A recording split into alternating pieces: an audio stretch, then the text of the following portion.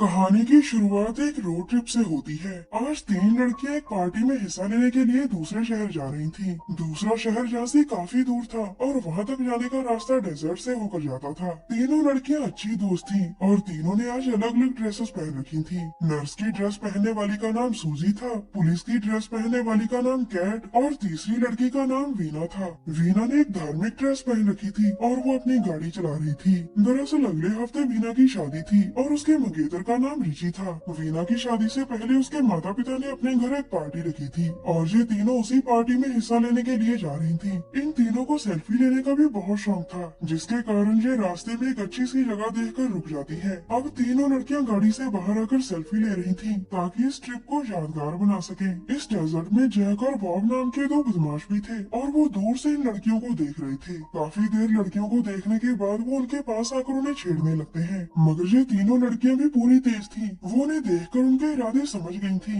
दोनों बदमाश उन्हें पकड़ने की कोशिश करते हैं, लेकिन वो तीनों लड़कियां अपनी गाड़ी में बैठकर वहाँ से भाग जाती हैं। थोड़ी देर बाद तीनों लड़कियां फिर से आगे बढ़ रही थीं। वीना के माता पिता का घर अभी भी बहुत दूर था और वहाँ पहुँचते पहुँचते उन्हें काफी रात हो जानी थी। इस बड़े से डेजर्ट में रात को गाड़ी चलाना काफी खतरनाक था। यहाँ रात को काफी अंधेरा हो जाता था और यहाँ के रास्ते भी टेढ़े मेढ़े थे। इसलिए ये तीनों लड़कियां फैसला करती हैं कि वो आज की रात इसी डेजर्ट में बिताएंगी और आगे का सफर सूरज की रोशनी में ही करेंगी। इसके बाद वो तीनों लड़कियां एक ऊंची जगह पर कैंप लगाकर वहीं रात बिताने का फैसला करती हैं। अगले दिन सुबह वो तीनों आराम से जागती है। सूजी उठकर कॉफी बनाने लगती है और तभी उसके कानों में एक गाड़ी की आवाज पड़ती है। ये गाड़ी किसी की भी हो सकती थी, इसीलिए सुरक्षा के लिए कैट अपनी गन उठा लेती है। कैट अपनी गन हमेशा अपने साथ रखती थी और फिर वो तीनों लड़कियां भागकर अपनी गाड़ी के पास आती हैं। उनके आने तक दूसरी गाड़ी चली गई थी, लेकिन सूजी ने गाड़ी के ड्राइवर को पहचान लिया था। वो अपनी दोनों दोस्तों को बताती है कि गाड़ी चलाने वाले वही बदमाश थे जिन्होंने उनके साथ छेड़खानी की थी। बदमाशों को अपना पीछा करते देख वो तीनों बहुत डर चुकी थी, जिस कारण वो जल्दी जल्दी यहाँ से जाने का फैसला करती है। मगर बदमाश शायद कुछ और ही चाहते थे। वो जाते जाते वीना की गाड़ी की हवा निकाल देते हैं ताकि वो जहाँ से भाग न सके। इस डेजर्ट में ना तो कोई मदद करने वाला था और ना ही मोबाइल पर नेटवर्क था। तीनों लड़कियां बुरी तरह से फंस चुकी थी और सबसे ज्यादा बुरा हाल तो वीना का था। उसकी अगले हफ्ते ही शादी थी, इसीलिए वो सबसे ज्यादा परेशान थी। कैट उसे शांत करने के लिए कैंप की तरफ वापस लेकर जाने लगती है, मगर वो जाते जाते अपनी गन गाड़ी के पास ही छोड़ गई थी और गन देखकर सूजी उसे उठा लेती है। अब कैंप के पास कैट वीना को शांत कर रही थी, लेकिन तभी वीना बाथरूम करने चली जाती है। उसके जाने के बाद सूजी कैट के पास आकर कहती है कि तुम अपनी गन नीचे ही छोड़ आई थी। ये सुनकर कैट उसे अपनी गन कूलर के ऊपर रखने को कहती है। अब सूजी जैसे ही गन रखने लगती है तभी गन में धमाका होता है। ये धमाका कोई आम धमाका नहीं था, बल्कि गोली चलने का धमाका था। सूजी ने गन रखते रखते गलती से उसे चला दिया था और गोली सामने बैठी कैट को लगती है। गोली की आवाज सुनकर वीना भी उनके पास पहुंच गई थी और फिर देखते ही देखते कैट दम तोड़ देती है। उसकी मौत के बाद सूजी वीना को समझाने लगती है कि जो कुछ भी हुआ वो एक हादसा था। वीना उसकी बात मान लेती है क्योंकि उसे यकीन था कि सूजी कभी भी किसी की जान नहीं ले सकती। इसी दौरान कैट के फोन पर एक मैसेज आता है और वीना उसका फोन उठाकर मैसेज पढ़ने लगती है। दरअसल कैट के फोन में कुछ ही पलों के लिए नेटवर्क आया था जो फिर से चला गया था। कैट के फोन में वीना के मंगेतर रिची का मैसेज आया था और इस मैसेज में लिखा हुआ था, वीना से बचकर रहना, उसे हमारे रिश्ते के बारे में कुछ पता नहीं चलना चाहिए। मैसेज पढ़कर वो दोनों समझ गई थी कि कैट और रिची का अफेयर चल रहा था। अब सूजी वीना को समझाते हुए कहती है, अगर तुमने कैट की मौत के बारे में पुलिस को बताया तो मैं पुलिस को बयान दूंगी कि ये कत्ल हमने मिलकर किया है, क्योंकि कैट का रिची से अफेयर चल रहा था।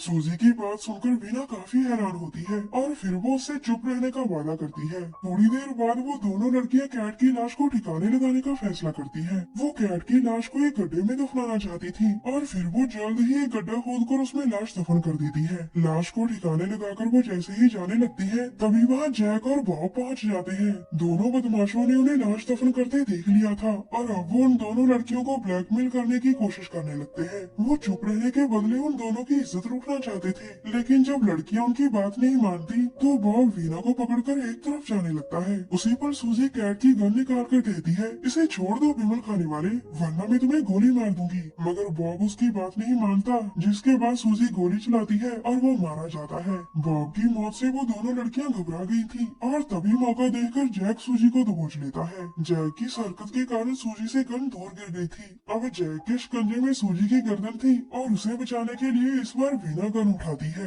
अब गोली चलाने की बारी वीना की थी और वो गोली चलाकर जैक को मार देती है। आज दोनों लड़कियों ने ना चाहते हुए भी खून कर दिए थे, जिस कारण वो पूरी रात बेचैन रहती है। अगले दिन सुबह पूरे डेजर्ट में शांति ही शांति थी, मगर कैंप के अंदर कुछ अजीब सा हो रहा था। वीना अभी भी नींद में थी, जबकि सूजी उसके हाथ पैर बांध रही थी। उसकी आंखें जैसे ही खुलती है तो सूजी उससे कहती है, रिची सिर्फ और सिर्फ मेरा है और मैंने जानबूझकर कैट को मारा था। दरअसल ये तीनों लड़कियां एक ही लड़के से प्यार करती थी और उस लड़के का नाम था रिची।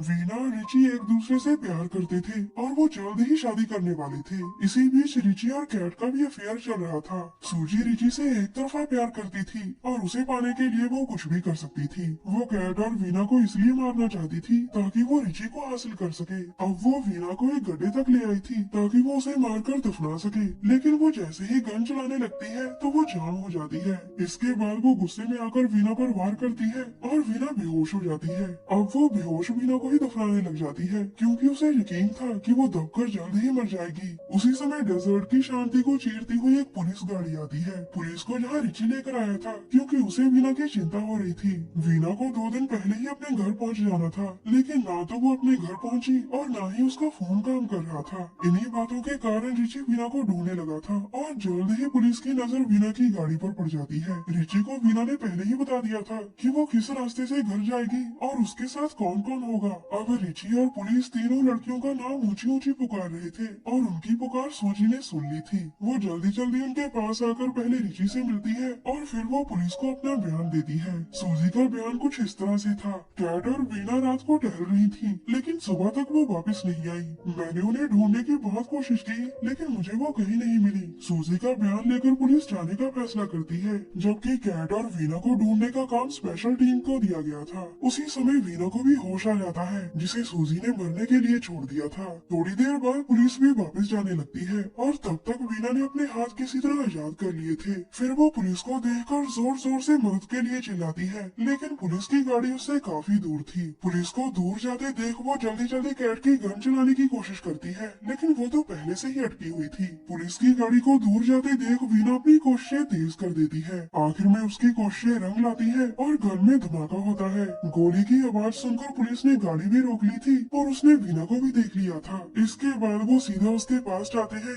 जिसके बाद वीना की जान बच जाती है। आज अगर पुलिस चली जाती तो वीना का पता नहीं इस डेजर्ट में क्या होता। वीना के बयान के बाद पुलिस सूजी को गिरफ्तार कर लेती है। इसके बाद पुलिस सूजी को अपने साथ ले जाती है, जबकि वीना और रिची अपने घर की तरफ जाने लगते हैं। उनके रास्ते में एक गैस स्टेशन आता था और वहाँ रुककर वीना अपना हुलिया सेट करती है। थोड़ी ही देर बाद वो फिर से अपने घर की तरफ जाने लगते हैं, लेकिन अचानक रिची बेहोश हो जाता है। दरअसल वीना ने रिची के पानी में बेहोशी की दवा मिला दी थी और उसी की वजह से वो बेहोश हो गया था। वीना रिची से बहुत प्यार करती थी, लेकिन वो बदले में उसे धोखा दे रहा था। उससे बदला लेने के लिए वीना उसके हाथ की कलाई काट देती है ताकि सभी को लगे कि रिची ने आत्महत्या की है। कहानी के आखिर में वीना पुलिस को फोन कर कहती है कि वो बाथरूम करने गई थी और उसके वापिस आने तक रिची ने अपनी कलाई काट ली। इस कहानी में हमें यही बताया गया है कि धोखेबाज दोस्तों से दूर रहे। हमारी वीडियो देखने के लिए धन्यवाद।